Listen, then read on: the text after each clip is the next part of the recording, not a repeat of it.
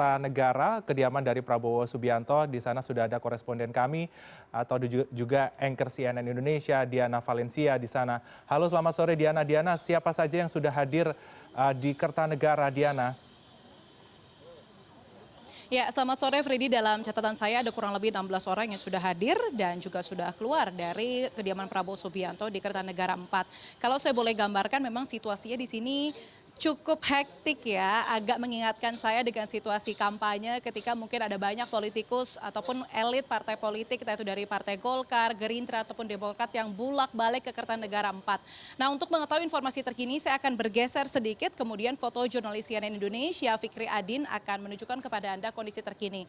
Nah, ini adalah tampak depan dari kediaman Prabowo Subianto. Jadi teman-teman media diminta di sebelah kiri layar, Anda bisa lihat sendiri untuk sekiranya standby begitu ya untuk mengawasi sekiranya keluar masuknya tokoh-tokoh yang berpotensi menjadi calon menteri.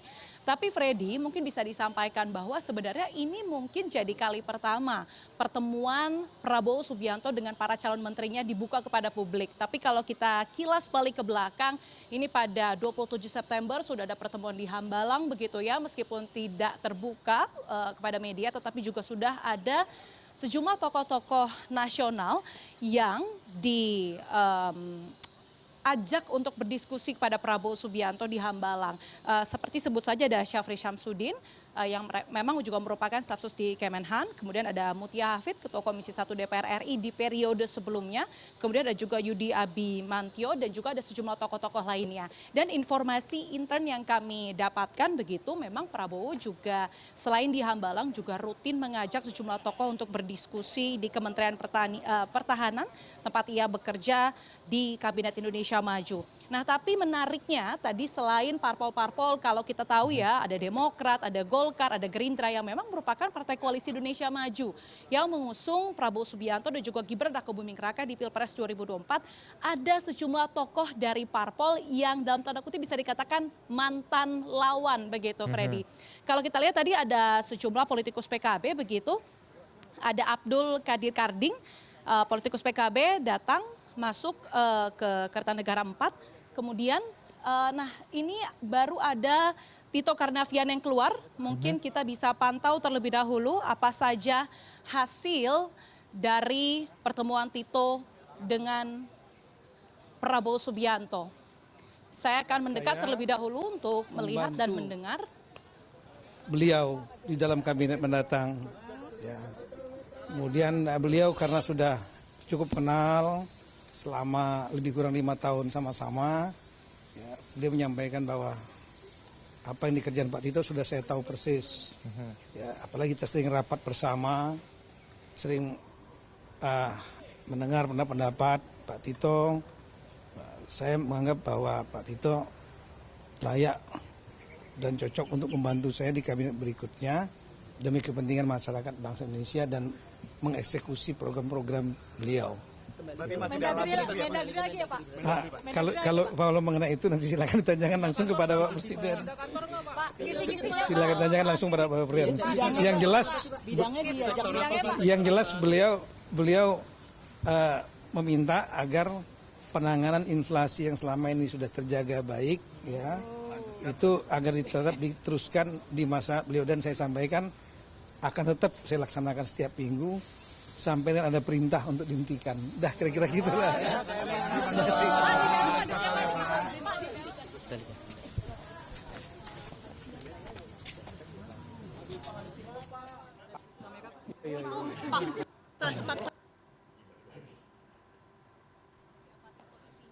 Ya, fakta integritas minggu lalu, ya, diantaranya ya mengenai masalah apa, bekerja maksimal, menjaga pluralisme, tidak melakukan hal-hal yang tidak baik, negatif, seperti khususnya tidak pidana korupsi dan lain-lain seperti itu. Oke, berarti dari minggu lalu udah ada ancar-ancar ya Pak kalau Bapak akan melanjutkan gitu ya Pak?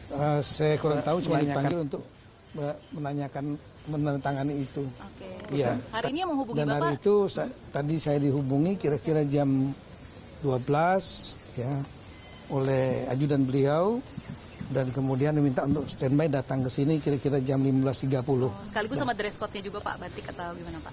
Iya, dress code batik kita. Saya kurang tahu, silakan nanti karena beliau tidak menyampaikan itu pada saya. Bapak happy nggak Pak dengan proyeksi Bapak lanjutkan di Kemendagri? Saya nggak tahu mau di kemana. Yang jelas saya, arah-arahnya Bapak yang jelas dimanapun juga kita bertugas ditempatkan sepanjang kita niatnya untuk mendukung, membantu untuk rakyat Indonesia. Ya dimanapun juga kita siap. Oke, tadi Bapak nanya nggak Pak kenapa nggak ada Mas Gibran di dalam? Atau Saya nggak nanya sampai ke sana. Itu di luar kewenangan saya. Ada siapa aja Pak? Masih ada siapa aja Pak di dalam Pak? Tahu saya ada Pak Yusril, ya. Terus siapa lagi Pak? Pak Bahlil, Pak Zul, Pak Bahlil, Pak Bahlil. Ya. Jadi satu-satu ya. Pak Zulhas. Berarti satu-satu Pak tadi masuknya Pak ya? Pak Prabowo sama Bang Dasko aja ya, berdua aja. Iya, betul. Oke, siap. Makasih. Terima kasih Pak.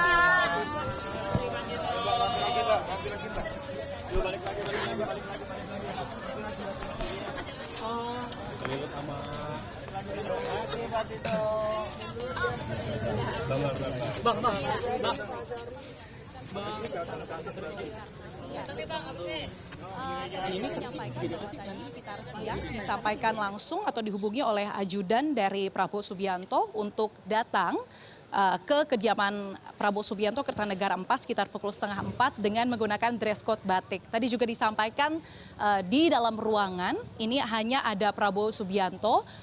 Tadi juga ada beberapa tokoh yang menyebutkan jadi mereka akan setelah masuk ke Kertanegara masuk ke dalam ruang tunggu atau ruang transit begitu.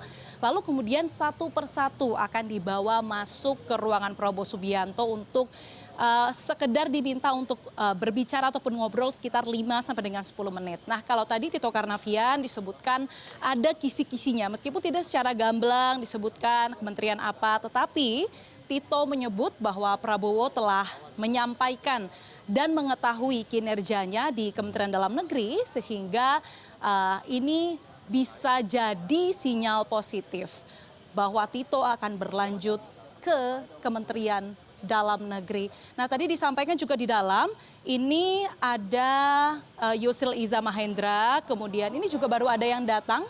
Ini kita lihat. Oke, baik. Halo Prof, sehat Prof? Jempol lagi Pak. Lagi Pak. Lagi Pak. Terima kasih. Yang baru saja lewat ini adalah Abdul Muti yang mungkin bisa jadi diproyeksikan untuk sejumlah kementerian. Saya harus cek terlebih dahulu proyeksinya Abdul Muti. Tetapi tadi bisa disampaikan semua menteri ataupun calon-calon menteri potensial ini datang dengan menggunakan dress code batik karena memang dihubungi untuk datang sekitar pukul 3 atau setengah 4 waktu Indonesia Barat dengan menggunakan dress code itu. Saya lanjutkan, Freddy, tata caranya untuk mereka yang datang. Ketika mereka datang, masuk ke dalam ruang tunggu, kemudian setelah masuk ke ruang tunggu, nanti mereka akan diajak masuk untuk ke ruangan Prabowo Subianto untuk ngobrol sekitar 5 sampai dengan 10 menit begitu. Nah, nanti di sana baru Prabowo akan mengajak bicara, menitipkan pesan, atau tadi kalau disampaikan ada beberapa topik-topik ringan yang disampaikan begitu ya soal menjaga kesehatan dan lain sebagainya. Baru setelah itu mereka akan keluar. Nah, informasi terakhir dari yang keluar paling terakhir adalah Tito Karnavian. Masih ada Yusril Iza Mahendra, kemudian ada Zulkifli Hasan, dan masih ada Bahlil Lahadalia di kediaman Prabowo Subianto sehingga kita nantikan yang akan keluar. Saya harus sampaikan Freddy bahwa memang ini kemungkinan besar kementerian di Prabowo Subianto ini lebih dari 46 karena angkanya masih dinamis begitu. Karena kalau kita melihat ada mantan parpol lawan begitu bisa kita katakan ada PKS, PKB dan juga Nasdem. Atau bahkan PDI Perjuangan yang infonya akan merapat juga ke Koalisi Indonesia Maju begitu. Meskipun kalau Nasdem sendiri sudah mengestate begitu ya mendukung pemerintahan Prabowo Gibran, tetapi ini tidak akan meminta jatah menteri. Informasi yang kami dapatkan Nasdem ini lebih meminta untuk mendapatkan pimpinan ataupun alat kelengkapan dewan di parlemen begitu. Sehingga mungkin kita nantikan dinamikanya seperti apa pada tanggal 20 Oktober malam. Kalau kita bandingkan bagaimana pemanggilan menteri pada 2019 di era Joko Widodo dengan Prabowo Subianto ini sebenarnya tidak jauh berbeda begitu ya. Ibaratnya menteri-menteri ini dietalasekan, diajak muncul ke publik begitu untuk sekiranya kalau kita analisa begitu untuk test the water juga bagaimana sebenarnya apabila calon-calon potensial ini, tokoh-tokoh nasional ini akan dimajukan ataupun dimasukkan ke dalam kabinet ataupun pemerintahan Prabowo Gibran mendatang.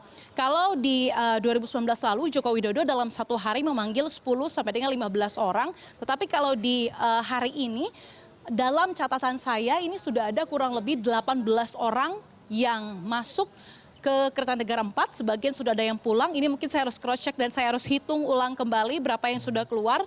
Ini informasinya ada satu tokoh lagi yang akan datang. Kita akan nantikan karena memang masih cukup banyak. Seperti yang tadi saya informasikan ini mungkin lebih dari 46 kementerian. Karena kita mengetahui bersama parpol pendukungnya banyak. Ini kita langsung lihat. Ini saya rasa adalah sosok Iftitah Sulaiman. Ini merupakan orang dekat dari Susilo Bambang Yudhoyono. Yang kalau kita ketahui bersama pada saat Pilpres beberapa waktu lalu masuk ke dalam tim 8 Anies Baswedan. Sebelum Demokrat ini meninggalkan koalisi perubahan begitu, kemudian bergabung ke koalisi Indonesia Maju. Memang kalau kita lihat dari konstruksi partai politik yang mendukung Prabowo Subianto ini kurang lebih akan terbagi juga. Karena memang kalau kisi-kisi dari yang disampaikan oleh Sekjen Gerindra Ahmad Muzani sekaligus Ketua MPR ini menyampaikan bahwa Prabowo Subianto ingin zakon kabinet dan lain sebagainya. Nah, ada beberapa nama-nama yang hari ini hadir, Freddy, tetapi memang belum masuk ke radar wartawan begitu. Saya lihat catatan saya terlebih dahulu. Ini ada nama yakni Arifatul Khoiri, ada Profesor Yassi Erli yang ini sebenarnya di luar radar teman-teman wartawan begitu. Sehingga memang ini masih kita kulik bersama ya, pos kementeriannya akan diproyeksikan ke kementerian apa. Tapi sebenarnya kalau kita kilas balik kembali, kita bandingkan kembali dengan bagaimana Joko Widodo memamerkan menteri-menterinya. Kalau kita ingat dulu calon menteri Joko Widodo ini menggunakan baju putih, tapi Prabowo Subianto ini memilih untuk mengundang calon-calon menterinya dengan menggunakan batik. Dan mungkin nanti kita akan tanyakan mengapa pilihannya batik begitu ya. Dan kalau kita boleh sampaikan juga tadi kalau kita membahas di mana peran Wakil Presiden Gibran Rakabuming Raka yang beberapa waktu lalu ini sempat diisukan tidak begitu dilibatkan dalam perembukan rampungnya kabinet Prabowo Gibran mendatang. Nah, kalau kita tilik tadi memang dalam beberapa pernyataan yang kami tanyakan kepada narasumber dalam ruangan hanya Prabowo Subianto saja, tidak ada Gibran Rakabuming Raka. Dan kalau kita ketahui secara paralel Gibran Rakabuming Raka akan bertemu di pelataran Menteng dengan pimpinan MPR yang akan memberikan surat undangan agenda pelantikan Presiden dan juga Wakil Presiden pada 20 Oktober mendatang. Ini juga menarik, kita lihat ini ada lagi mungkin yang akan datang atau yang keluar, ini teman-teman media sedang bersiap. Oke, belum ada. Ini tapi Freddy kami masih menanti ya, saya ulangi sekali lagi masih ada Yusril Isa Mahendra, kemudian ada Zulkifli Hasan dan juga Bahlil Lahadalia dan juga ada Iftitah Sulaiman yang baru saja masuk begitu. Dan ini kita nantikan siapa yang turun dari mobil. Baik Diana, kita nantikan kira-kira bagaimana Freddy, saya kembalikan dulu ke Anda, ini situasinya masih dinamis. Freddy, silakan. Diana, kita nantikan bagaimanakah perkembangan dari Kertanegara selanjutnya dan tentunya apakah masih ada tokoh-tokoh yang akan datang ke sana. Terima kasih Diana Valencia, anchor CNN Indonesia untuk laporan Anda. Selamat kembali bertugas.